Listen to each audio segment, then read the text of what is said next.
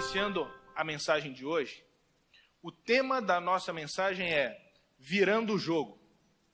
E eu vou tirar isso daqui, porque está atrapalhando alguns irmãos. Virando o jogo. Quando nós usamos essa frase, virando o jogo, logo passa na cabeça de todo mundo aquele time como bons brasileiros, a nação do futebol, o país do futebol, passa na nossa cabeça aquela noção de que um time ele sai perdendo o jogo e, de repente, quando as coisas... Os atleticanos estão olhando para mim, balançando a cabeça, eu não sei porquê, mas tudo bem. Quando o time ele sai perdendo o jogo e ele consegue virar o jogo. E aí, claro, o torcedor daquele time que virou o jogo fica super empolgado. É o melhor tipo de vitória que um time pode contemplar, é justamente essa vitória de virada. Por isso o torcedor diz, ganhamos, olha, e foi de virada.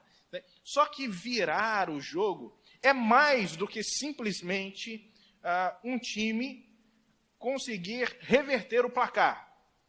Mulheres, vocês já escutaram o marido de vocês ou o filho de vocês na frente da televisão assim, vira o jogo, vira o jogo. Eles conversam com a TV, né? Vira o jogo, você não está vendo? Vira o jogo, vira o jogo.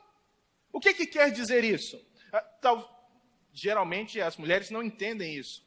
É lógico que na cabeça das mulheres, elas estão pensando, que maluco, é claro que eles querem virar o jogo, né? Porque eles querem ganhar. Mas virar o jogo, quando eles estão empolgados na frente da televisão, não é simplesmente virar o placar ou reverter o placar. Eu quero ensinar aqui hoje, para você, mulher, e para alguns homens também, porque tem alguns aqui que estão precisando saber um pouquinho mais de futebol. O que é virar o jogo na cabeça de um homem quando ele está na frente da televisão gritando, vira o jogo, vira o jogo. Acontece mais ou menos assim. O time está disposto ali, em campo. Aí o goleiro do time dele está com a bola. Tá? O goleiro do time dele está com a bola. Aí o goleiro, ele solta a bola. E é claro que aquele jogador que está com a bola vai procurar o próximo jogador que está mais livre e melhor colocado para receber a bola. Como é um time que joga pelas laterais, para poder tentar chegar ao gol, ele vai jogar aqui, para esse ponta esquerda. O ponta esquerda, ele vai avançar, ou seja, ele vai pegar a bola e vai levar a bola o mais próximo da área do adversário possível. E quando ele leva a bola, ele caminha para a bola, todo o time se movimenta. E olha o que acontece. Acontece mais ou menos isso. E o que é importante lembrar? É que, olha só, todo mundo está marcando alguém. Aquele do time adversário está tentando bloquear o ataque do time do seu marido, que é o time amarelo. Então tem cada um aqui defendendo um. Porém, esse camarada aqui está sozinho. Quando ele enxerga esse camarada sozinho, é aquele momento, olha lá, aquele lá, é aquele momento que ele levanta da poltrona. Você não entende por que ele levantou da poltrona, mas ele já viu esse cara aqui sozinho. E o que ele espera? Ele espera que aquele cara ali faça isso, ó. Chegue o mais perto da área. Quando esse cara chega o mais perto da área, que ele está sozinho aqui, é o momento que ele enxerga isso aqui, ó. Ele enxerga isso. E aí, quando ele enxerga isso aqui, é a hora que ele levanta e fala, vira o jogo, vira o jogo. Por quê? Ele está esperando que esse cara faça isso aqui. Cruze a bola. E aí, se esse cara cruzar a bola, ele espera que o atacante ali faça o gol. Esse é um outro tipo de visão sobre o título, virando o jogo. Então, esse tipo de visão é o mais comum. Quando alguém está na frente da televisão e fala, vira o jogo, ele está pensando justamente sobre esse tipo de inversão de jogada. Porém, existe alguém no campo que ele está pensando muito além daquilo que o seu marido está pensando. E se o time não está jogando bem, ele está pensando em virar o jogo de uma terceira maneira. Não apenas o placar, não apenas uma jogada individual, mas mudar toda a estratégia. É esse carinha aqui, ó, que está fora. É o técnico. O técnico, ele está pensando, como é que eu vou articular melhor o meu time para que ele possa superar o sistema defensivo do time adversário e conseguir chegar ao gol e, talvez, a virada de jogo. Esse técnico, ele tem a intenção de reelaborar todo o time. Mas para reelaborar todo o time e fazer com que o time jogue de uma forma diferente, ele precisa fazer com que todo aquele time pense de uma maneira diferente. É por isso que, às vezes, ele tira um jogador e coloca outro. Porque o outro jogador tem um perfil diferente. Quando esse jogador ele entra no lugar do primeiro, ele muda todo o esquema tático do time, fazendo com que todo aquele time consiga pensar e jogar de uma maneira diferente, talvez mais ofensiva, talvez mais defensiva. Deixa eu dar um exemplo para vocês. Viajem comigo no ano de 2009. Ano de 2009, nós estamos agora na África do Sul. No ano de 2009, o Brasil estava participando de uma competição chamada Copa das Confederações. Ele estava na final. E ele tinha feito uma campanha perfeita até então. Ele não tinha perdido nem um jogo. Era o time do Dunga na época. E por não ter perdido nenhum jogo, ele entrou no estádio como se já tivesse vencido contra um rival que ele acreditava que não era um rival lá à altura, que naquele dia era os Estados Unidos, e ele começou a jogar. Só que a coisa não saiu muito bem como os brasileiros queriam. No primeiro tempo, os Estados Unidos fez 2-0 no Brasil. O primeiro gol dos Estados Unidos veio do atacante Davis. Ele saiu e recebeu uma bola cruzada pela lateral, como se fosse aquela jogada que vocês viram agora no slide. E de repente o atacante deu só um encostãozinho na bola e tirou o Júlio César, o goleiro da jogada, 1-0 para os Estados Unidos. Passado algum tempo, o Brasil tentando reação, a defesa erra. Na verdade, o ataque erra. O Robinho, ele não consegue pegar a bola e a bola cai no pé de um defensor americano e ele já faz uma ligação rápida no meio de campo e com apenas 5 toques na bola, os Estados Unidos faz o seu segundo gol, com Donovan, deixando o Brasil, então, numa situação de crise. E nessa situação de crise, o Brasil foi para o vestiário. São 15 minutos no vestiário. Imagina a tensão. 15 minutos. Fizemos uma competição perfeita até agora e vamos perder a última partida e, com isso, perder o título. Mas, no intervalo, alguma coisa mudou. O Dunga chamou sua equipe, bateu um papo com eles, fez algumas mudanças, alterou, tirando o André Santos e Ramírez, e pôs Daniel Alves e Elano. E quando voltou para o segundo tempo, a forma como o time pensava, agia e atacava mudou. Com menos de 1 minuto, o Luiz Fabiano marcou o primeiro gol do Brasil. Alguns minutos depois, Kaká fez um gol de cabeça, legítimo, mas o juiz não viu. E acabou dando prosseguimento ao jogo. Um gol que o goleiro dos Estados Unidos tirou de dentro da trave. Mas o segundo gol do Brasil veio com o Kaká, justamente com uma virada de bola.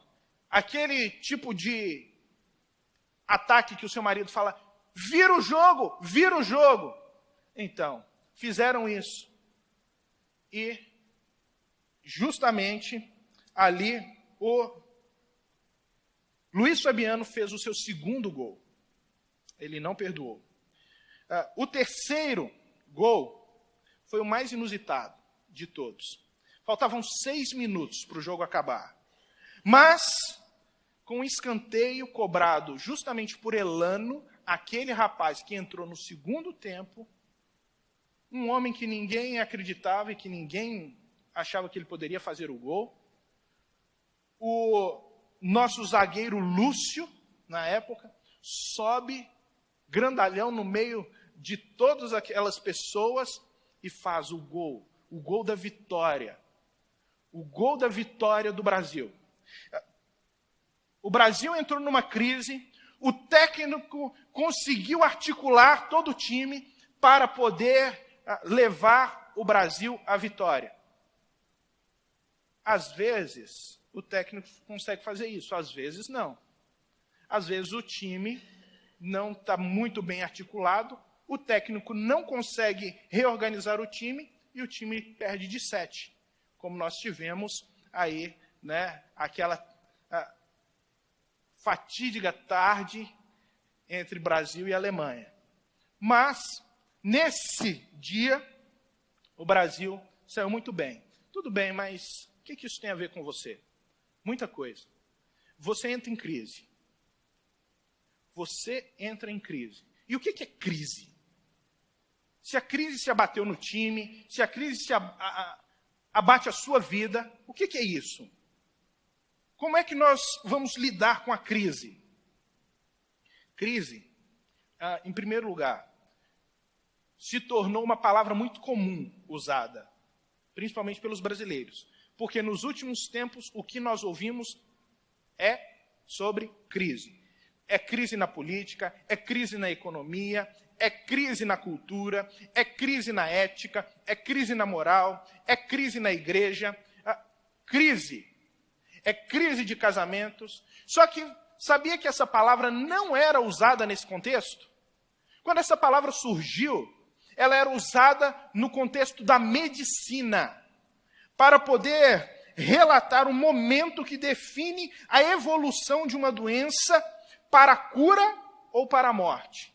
Ou seja, a pessoa estava à beira da morte, a doença evoluiu, essa pessoa vai morrer, o quadro clínico dela piorou, a situação está difícil, então aquela situação era definida na medicina como crise. E depois entrou para o nosso vocabulário para definir as muitas crises que nós vivemos no nosso cotidiano. Mas crise nunca abate apenas o nosso coração. Quando você vive uma crise, tem muita gente ao seu redor que sofre com você, ou que talvez poderia sofrer consequências através da sua crise se essa crise não fosse superada. Deixa eu falar para você. Você já ouviu falar num homem chamado Stanislav Petrov? Quem já ouviu falar em Stanislav Petrov? Levanta a mão. Um. O outro com a cabeça. Não levantou a mão, mas falou com a cabeça. Que sim. 2 pessoas. Stanislav Petrov, ele foi um russo, um general do Exército Vermelho da Rússia. Em 26 de setembro de 1983, esse homem trabalhava, designado pelo exército russo, dentro de uma das bases mais secretas da Rússia, para poder vigiar os Estados Unidos, para ver se possivelmente os Estados Unidos lançariam um ataque nuclear contra a Rússia. Ou seja, esse homem vivia numa salinha com monitores de fósforo verde na sua frente e uns satélites ainda muito arcaicos daquela época faziam monitoramento dos Estados Unidos o tempo inteiro para saber se os Estados Unidos estavam lançando algum míssil. E se os Estados Unidos lançassem algum míssil, ele tinha a responsabilidade de apertar aquele botão vermelho que daria início ao processo de retaliação da União Soviética contra os Estados Unidos, iniciando uma guerra nuclear. Essa era a função de Stanislav Petrov. Mas no dia 26 de setembro de 1983, onde você estava? O que você estava fazendo? Talvez você nem existia ainda, né? E nem sonhava em existir. Talvez não era nenhum projeto ainda. Mas foi nesse dia que Stanislav Petrov estava sentado na sua cadeira, como sempre, fazendo monitoramento, mas os satélites indicaram que os Estados Unidos havia iniciado o lançamento de um míssil. Um míssil. E Stanislav Petrov tinha a responsabilidade de apertar o botão. Se você está aqui hoje, é provável que esse homem não apertou. É muito provável que ele não apertou. O que aconteceu? Quando ele percebeu, nos seus monitores, a indicação de que um míssil havia sido lançado, ele duvidou que os Estados Unidos estivessem realmente iniciando o ataque e apostou no erro dos seus computadores, na falha dos seus computadores. Entenda, ele tinha 23 minutos para saber se estava certo ou errado. Isso é crise. Isso é crise. Ele tinha 23 minutos para saber se ele tinha optado por matar milhares de russos ou se ele tinha acertado em não matar bilhões de pessoas. Isso é crise. Bom, passaram os 23 minutos e, claro, com muito suor, ele descobriu que estava certo. Por causa de tudo isso, e é provável, muito provável que você nunca tenha ouvido essa história, por causa da situação muito frágil de relação entre a União Soviética e os norte-americanos, isso nunca foi divulgado até 1998, quando Stanislav Petrov, a história dele foi exposta ao mundo. Stanislav Petrov morreu em maio do ano passado. E, querendo ou não, através da sua crise, porque ele soube administrar sua crise, milhões, bilhões de pessoas foram salvas. Por quê? As nossas crises não atingem apenas a nós mesmos, atingem muitas pessoas que estão ao nosso redor. Agora vamos para o texto. Abra sua Bíblia aí no Salmo de número 57. Salmo de número 57.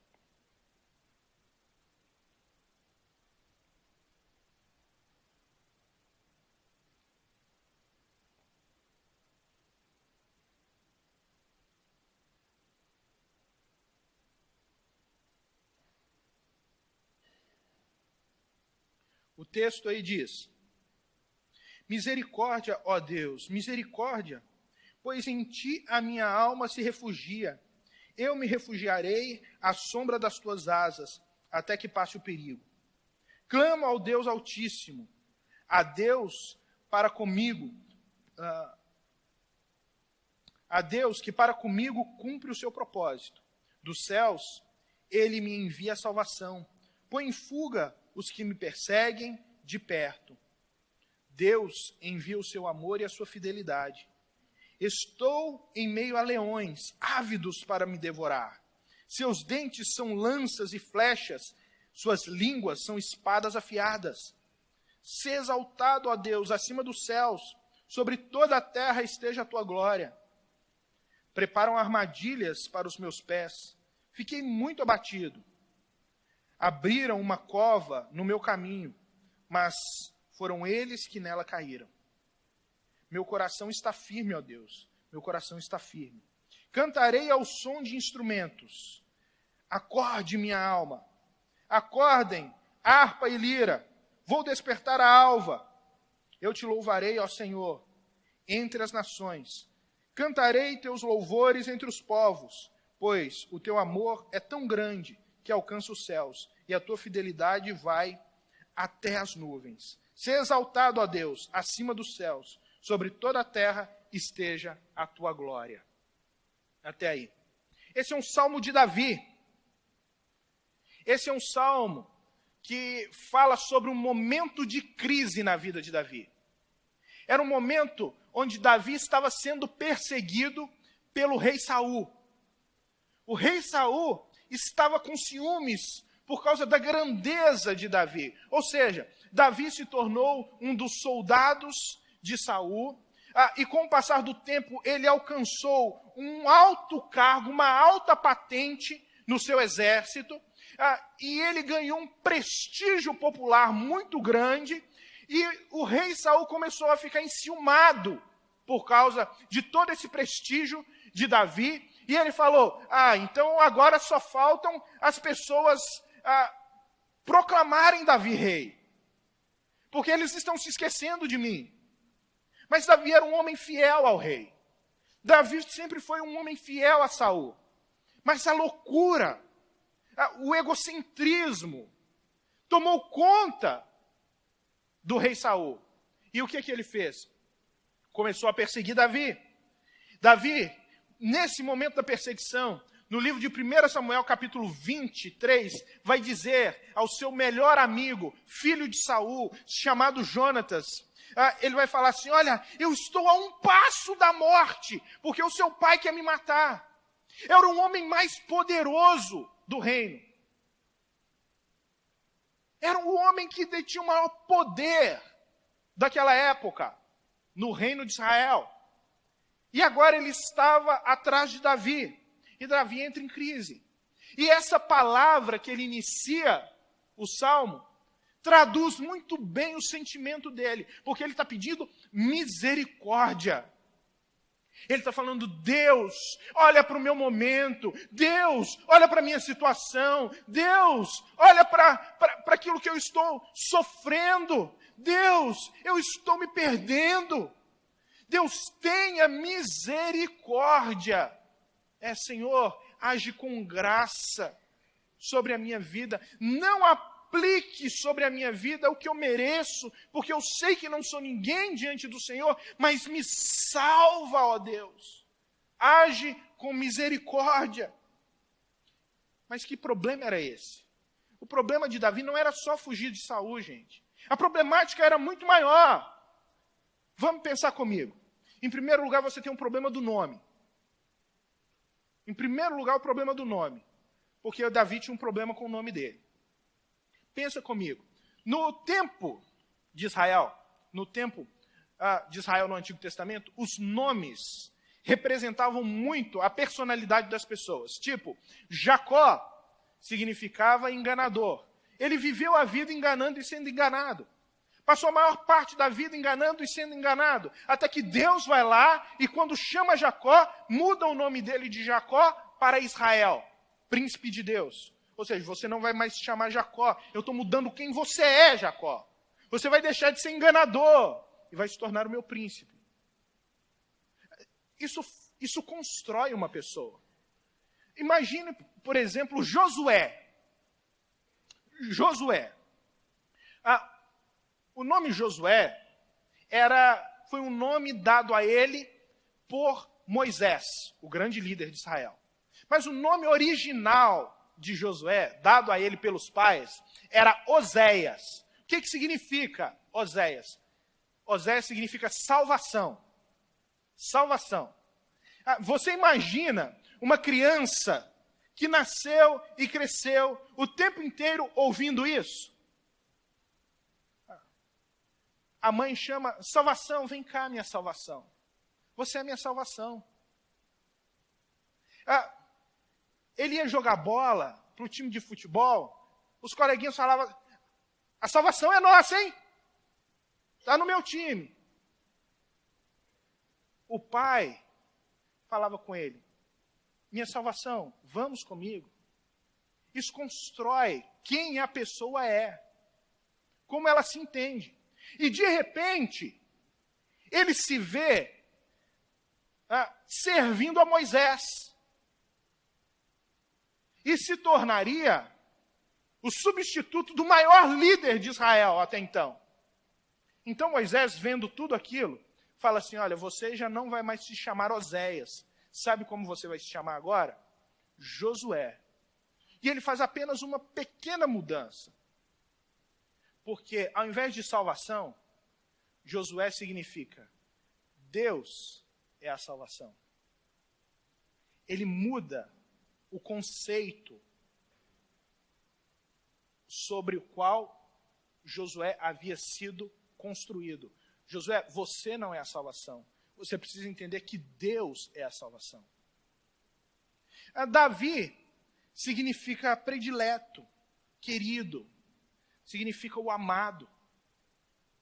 O tempo inteiro ele está ouvindo, olha, você é amado. Você é o predileto. E ele está ganhando notoriedade. O nome dele está fazendo sentido agora. Mas de repente, o nome dele já não faz mais sentido. Por quê? Porque agora ele se sente abatido, ele é rejeitado, ele está solitário. Ele está perdendo tudo isso. Então o prediletismo dele está acabando. E é por isso que ele acaba a vida dele com outro título. Porque ele descobre que ele não tinha que ser o amado. Porque ele descobre que ele não tinha algo a mais do que as outras pessoas.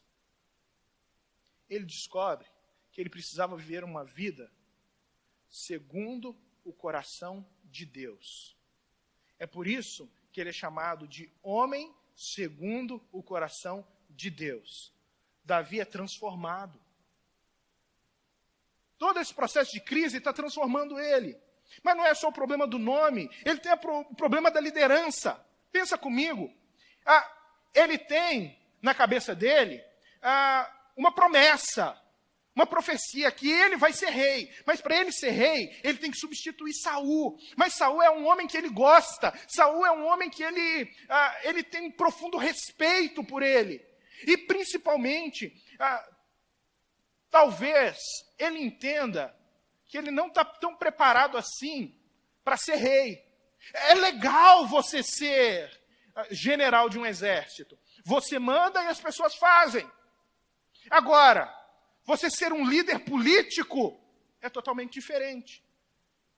E Davi precisava lidar com isso. Deixa eu dar um exemplo aqui para vocês.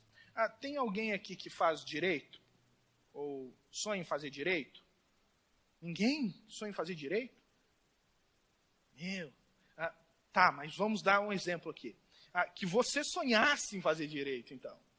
E de repente, você está estudando e você conclui a sua faculdade e de repente, você passa num concurso para juiz federal. E aí, você é chamado. E aí ligam para você. Talvez um dos juízes do Supremo liga na sua casa e fala, oi, tudo bem? Então, sou eu. É o seguinte, nós estamos convocando você para assumir a sua posição como juiz federal.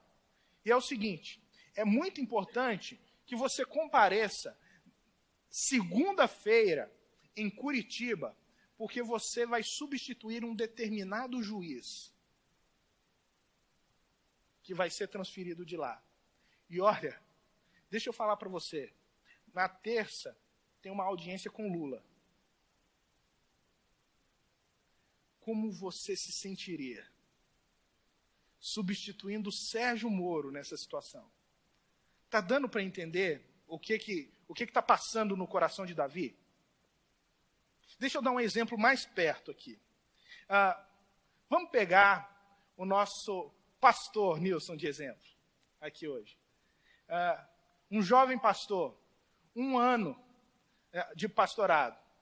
Aí, daqui a alguns meses, nós estamos indo para a conferência das Evangélicas Livres, que acontece todos os anos. E ele está sentado ali. E, de repente, alguém chega para ele e fala assim: Pastor Nilson, é o seguinte, o pastor Klaus não pôde comparecer. O presidente da convenção não pôde comparecer. Vamos ter a Assembleia Geral da convenção daqui a pouco. Você vai ter que substituí-lo. Isso é crise. Isso é crise. Crise é quando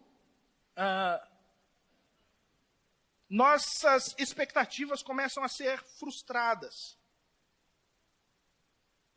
É quando você tem uma alta expectativa a respeito de alguma coisa e de repente acontece alguma coisa e frustra. Por exemplo, isso é uma história.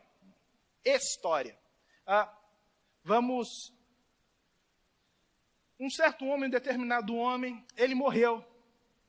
E ele chegou no céu e ele estava doido para contar o testemunho dele lá no céu. Ele estava com muita vontade de contar o testemunho dele no céu. E o maior testemunho dele era como Deus o havia livrado da maior enchente da sua cidade. Como Deus milagrosamente o livrou da maior enchente da sua cidade. E ele está vibrante com a oportunidade de falar a respeito da poderosa ação de Deus.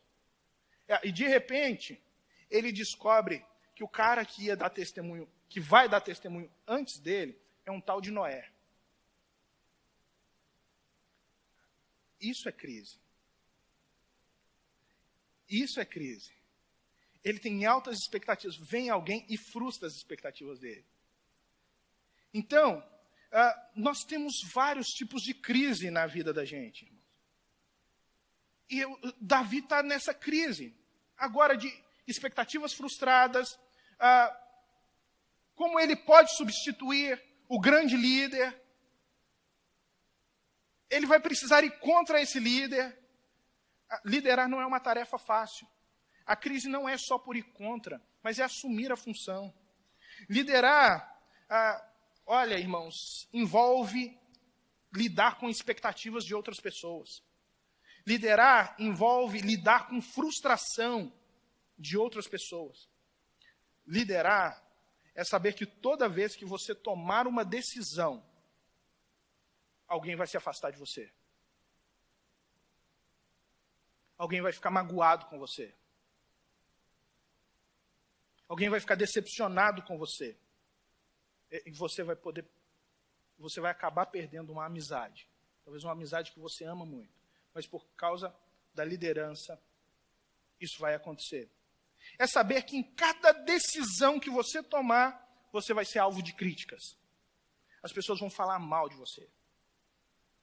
Elas vão inventar mentiras a seu respeito. Que você não vai mais ter tempo para cultivar relacionamentos que você gostaria tanto de investir neles.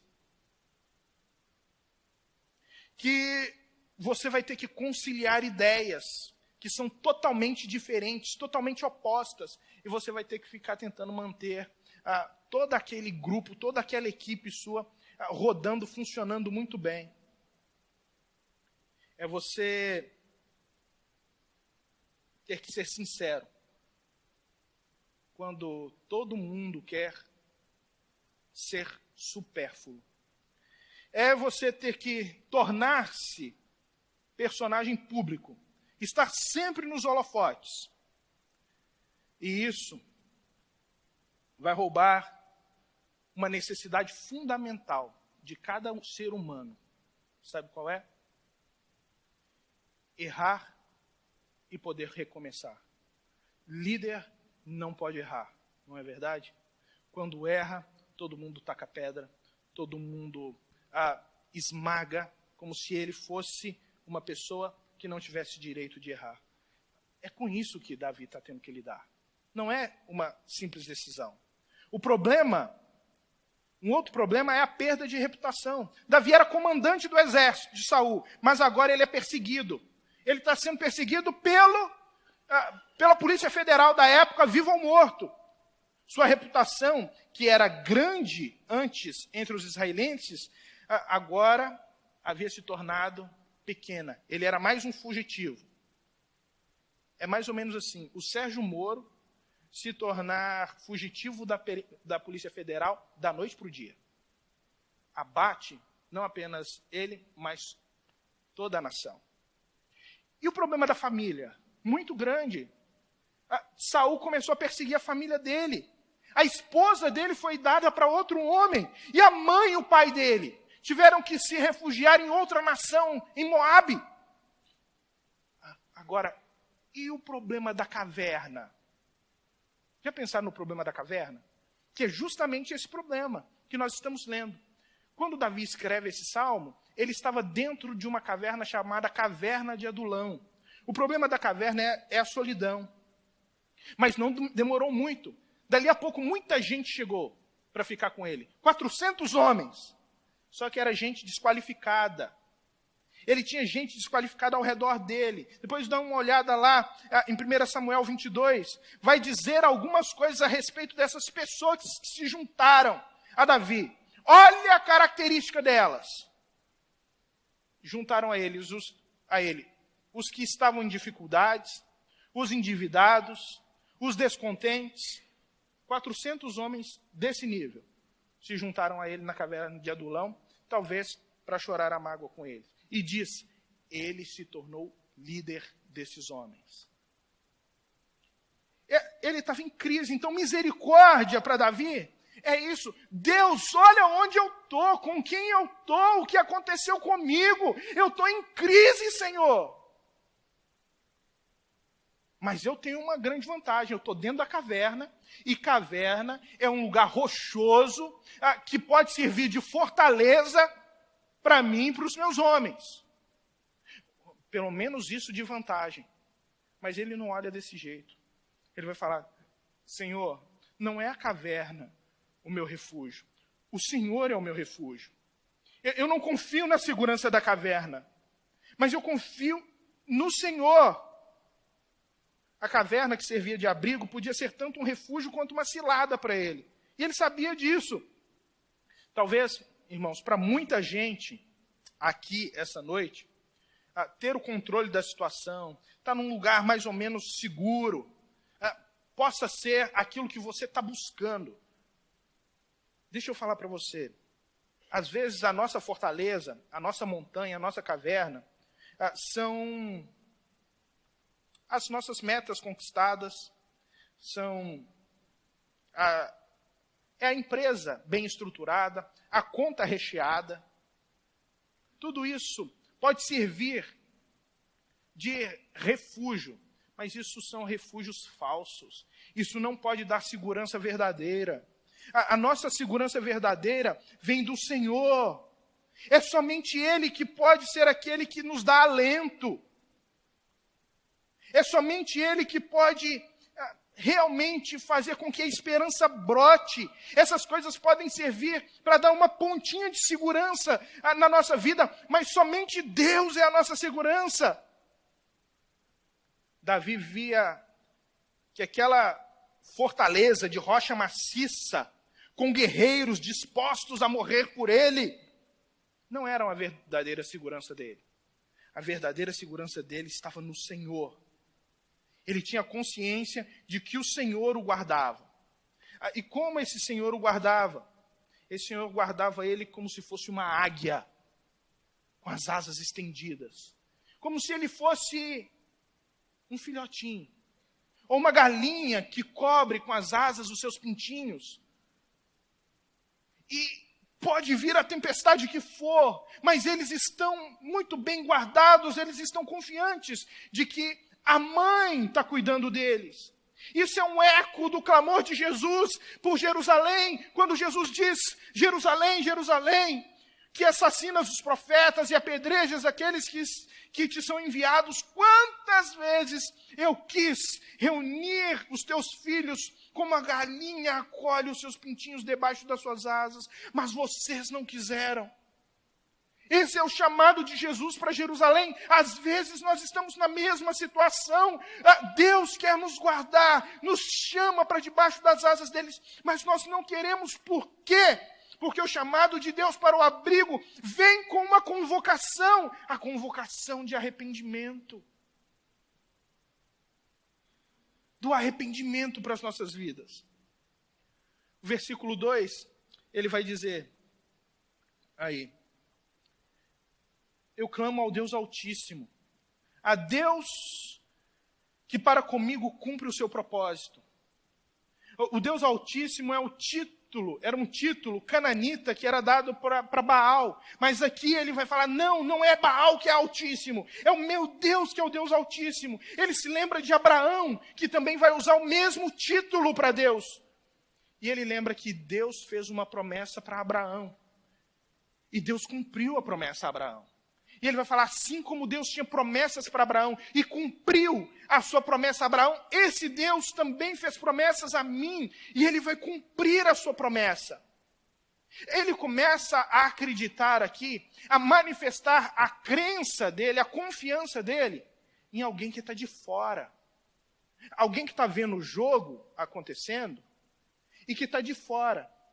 E que pode arquitetar as melhores estratégias para que ele chegue à vitória. Ele fala, é Deus que é o meu técnico. É Deus que organiza todas essas coisas. É Deus que pode fazer com que essa situação que eu estou vivendo, esse jogo, seja virado. É somente Ele. Mas para isso acontecer, Davi precisava mudar a mente dele.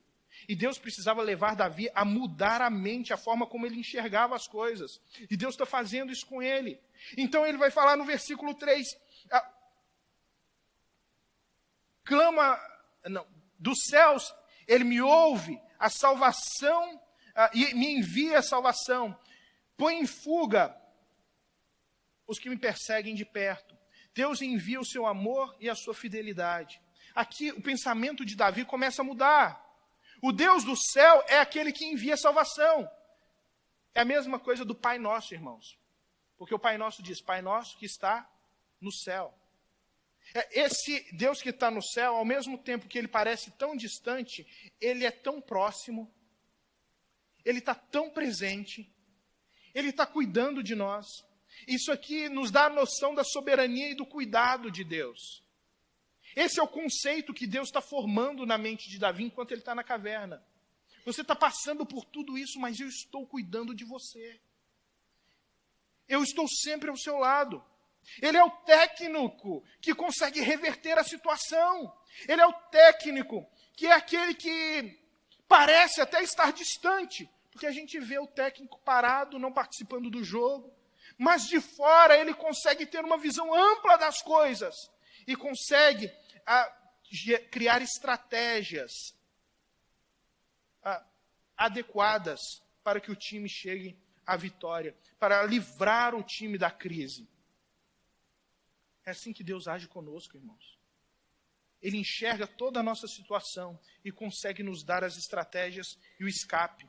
Ele põe em fuga os inimigos, as situações de crise. Ou seja, dele sempre vem o nosso livramento. Não é das nossas capacidades. Sabe, não é da sua capacidade de gerir a situação. Não é o seu chefe. Não é o seu amigo. Ou as circunstâncias que te rodeiam. Ou a sua capacidade de gerir isso. Não, é Deus que te dá o livramento. Isso aqui não deve levar você ao comodismo. Não. Isso aqui deve levar você a ter uma visão gloriosa de Deus, mas ao mesmo tempo agir com responsabilidade para cumprir as suas tarefas e viver a sua vida com a maior eficiência possível. Era assim que Davi estava sendo ensinado por Deus.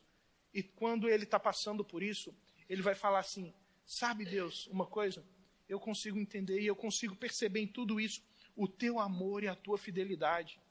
O amor de Deus podia ser experimentado por Davi naquela situação, de duas formas. Primeiro, pela fé, irmãos. Como é que você experimenta o amor de Deus? Pela fé. Você precisa crer que Deus ama você. Você precisa crer que Deus é fiel. Por quê? Porque a palavra dele diz isso. Porque você precisa conhecer e confiar no caráter dele. Em segundo lugar, Davi experimentava o amor e a fidelidade de Deus por aqueles marginalizados. Talvez era gente que nós não queríamos ter do lado. Mas aquelas pessoas começaram a andar com ele e ser liderados por ele. E com isso ele começou a aprender a arte da boa política. E isso começou a formar nele o rei que ele deveria ser. E não só isso, mas ele foi acolhido por aqueles homens e aqueles homens passaram a amá-lo. E ele passou a amar aqueles homens. E aqueles homens que eram refugiados, que eram, na verdade, marginalizados, depois, quando ele veio a ser rei, se tornaram aqueles que ficaram conhecidos na história como os valentes de Davi, o exército pessoal do rei Davi, os homens de grande honra do exército dele. E ele está falando, Senhor, eu estou experimentando a tua atuação, o teu amor e a tua fidelidade, mesmo nesse momento de crise. Então, no verso 4 ele vai dizer, estou em meio a leões, ávidos para me devorar. Seus dentes são como lanças e flechas, suas línguas como espadas afiadas. Olha a visão dele, ele sabia quem estava atrás dele. Ele conhecia ali, ele conhecia o exército que estava atrás dele. Porque o rei estava atrás dele. E ele falava, eles são como leões. Ele conhecia cada flecheiro habilidoso, cada guerreiro destemido, cada lanceiro preciso na pontaria. Ele falava, eu estou em perigo. Eles são como leões, eles devoram. Mas no versículo 5 ele vai dizer, se exaltado, ó Deus, acima do céu, sobre toda a terra esteja a sua glória. Eu começo a entender, ele está falando. Isso aqui, irmãos, é glorioso, porque no meio de uma crise, ele começa a se preocupar com a glória de Deus. Ele deixa de pensar só nele. Ele deixa de olhar só para ele mesmo e falar assim, Deus me livra, Deus socorro. Mas Deus, deixa eu ver o que a sua glória tem a ver com essa situação. Como é que o Senhor pode ser glorificado em tudo isso aqui? Irmãos, isso é um poder incrível. Porque a glória de Deus para Davi naquele momento significava confiança na vitória e uma arma contra os inimigos dele. Porque ele sabia que Deus estava com ele. No versículo 6 ele vai dizer, preparam armadilhas para os meus pés. Fiquei muito abatido. Abriram uma cova no meu caminho, mas foram eles que caíram nela. Os adversários deles estavam plantando armadilhas em todos os lugares. Mas Deus fez com que todas aquelas armadilhas se voltassem contra os próprios inimigos de Davi. Deus é um bom estrategista. Ele sabe como fazer o jogo mudar. E é justamente aqui que o jogo muda. No versículo 6 para o versículo 7, o jogo muda completamente. Olha como é que Davi vai falar. Meu coração está firme, ó Deus. Já não é mais misericórdia, mas é convicção. Meu coração está firme, ó Deus. Firme é condição de algo que está bem solidificado e bem preparado. Ele está falando, eu entendi, Deus, que tudo que o Senhor estava fazendo até agora, nessa estratégia do Senhor, para a minha vida, eu estava me construindo, estava me solidificando, estava me fortalecendo. Eu entendi, Deus. E ele vai falar no versículo 8, acorde minha alma. Ele dá uma ordem para a alma dele. Agora ele é capaz de lidar com as disputas internas dele. Os monstros internos dele. E ele consegue falar assim, olha, muda isso.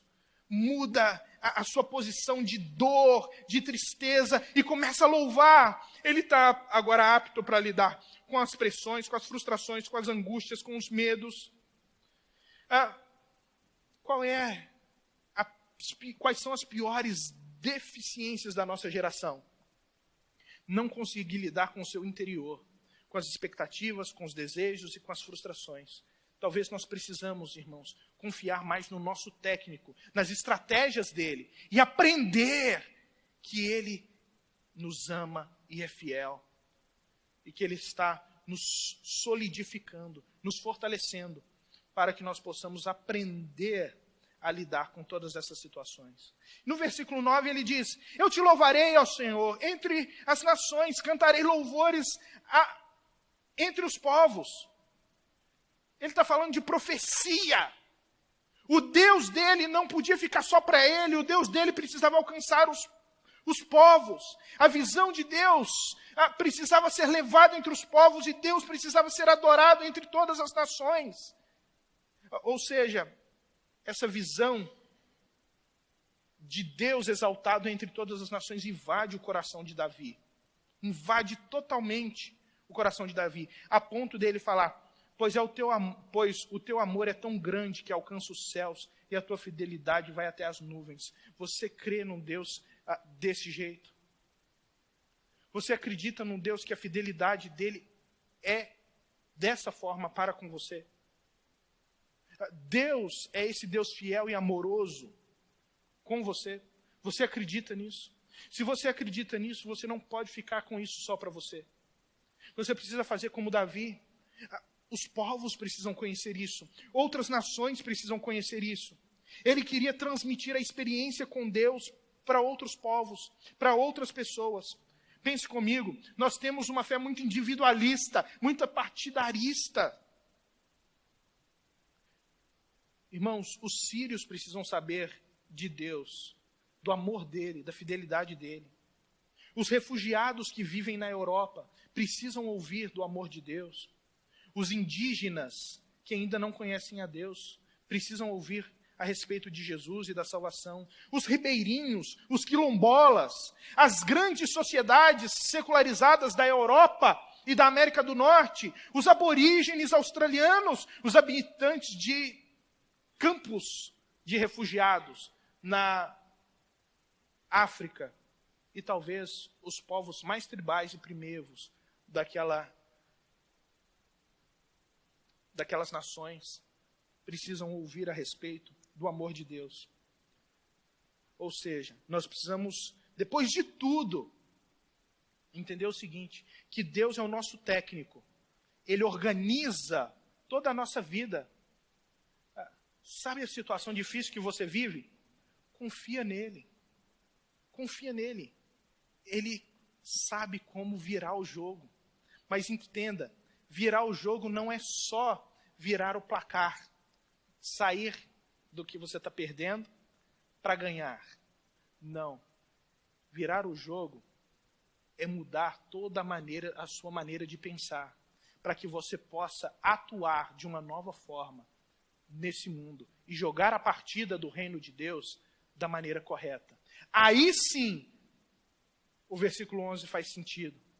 Quando Davi fala: ser exaltado, ó Deus, acima dos céus, sobre toda a terra, esteja a tua glória.